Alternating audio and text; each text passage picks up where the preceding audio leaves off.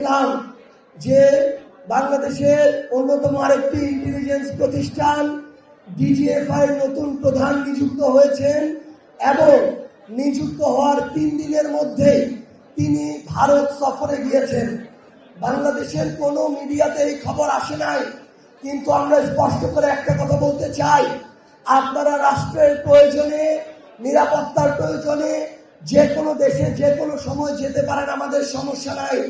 কিন্তু আপনারা যদি বাংলাদেশের স্বাধীনতা, সার্বভৌমত্বকে কোনো জায়গায় বিকিয়ে দিয়ে আমাদের বাংলাদেশের স্বার্থকে ছোট করার বিন্দু মাত্র পায়তারা করেন, সেই সুযোগ বাংলাদেশের মানুষ আর কোনোদিন দিবে না।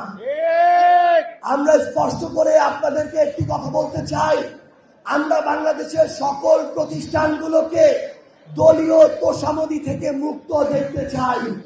এই সরকার গঠন করার পর তারা তাদের জায়গা থেকে যেমন বেশ কিছু ভালো উদ্যোগ নিয়েছে, যেমন বর্তমান প্রধানমন্ত্রী জনাব তারেক রহমানের বেশ কিছু উদ্যোগকে আমরা প্রশংসা করতে চাই, একইভাবে বাংলাদেশের গুরুত্বপূর্ণ প্রতিষ্ঠানগুলোকে দলীয়করণ করার যে অপচেষ্টা, এটাকে আমরা আমাদের জায়গা থেকে স্পষ্টভাবে প্রতিবাদ করে রাখলাম।